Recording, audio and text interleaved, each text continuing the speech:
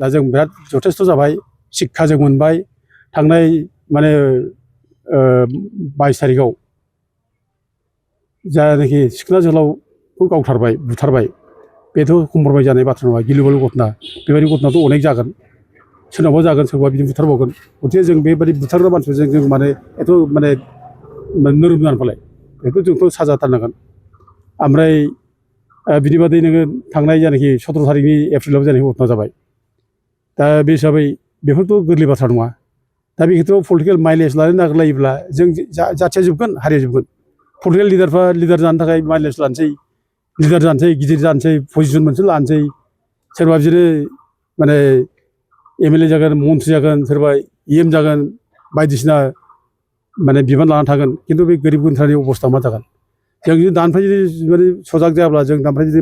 गोख्रों जुदि मोनसे थांखियाव फैयाब्ला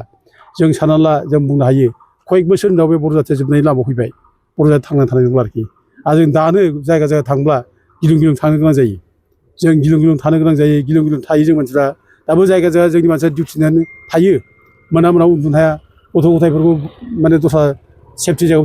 दोनहैनानै माने डिउटि नेयो दा बे रोखोम पर्यायसिम फैनायनि उनाव जों जुदि दाबो पलिटिकेल माइलेज लानो नागिरदोंब्ला बे सिमां जागोन बिनि पलिटिकेल लाबा नागिरनाया रायजोफ्रा दा बेखौ सुखुनाय नङा रायजोफ्रा मोजां मोनाखै दा बयबो एकगद जादों दा नैबे घटनानि उनाव होखारनांगौ बे बयबो एकगद दं दा बेयाव पलिटिकेल माइलेज लानायनि बाथ्रा नङा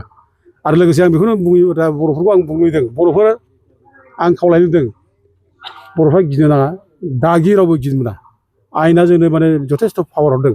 आयेना जों लोगोआव दङ आयेनखौ जों बाहायनांगौ जों आयेनखौ जों आखायाव लानो नाङा आयेनखौ आखायाव लानानै सोरखौबा सिगि सग खालामनाय सोरखौबा माने सोरनिबा सायाव हामला खालामनाय बेखौ डन्ट डु देट जों बेखौ दा खालाम आयेना जोंनि फेभरावनो दं जों आयेनजों खामानि मावलांनि जों गिनो नाङा रायजोफोर दागि आं बेखौ रायजोफोरखौ खावलायहरो हयथ' गोबां जायगायाव गोबां माने खबर मोननानै गियो आरो निरस्त्र बर' जाथि जेबो गैया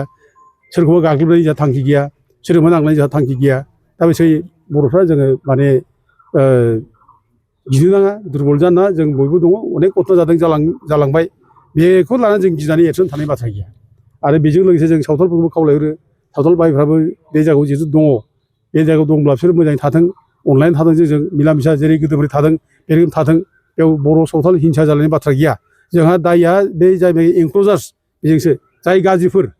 गाज्रि जायफ्रा जोंनि बेरेखा खामानि मावबाय थायो बेजोंसो जोंहा बिसोरखौ साजा होनायाव सावथाल भाइफ्राबो एकगद जानानै ओंखारबोनांगौ आरो ज' लोगो लानानै खामानि मावलायनायाव जों बेखौसो सावथाल भाइफोरखौ जों खावलायहरो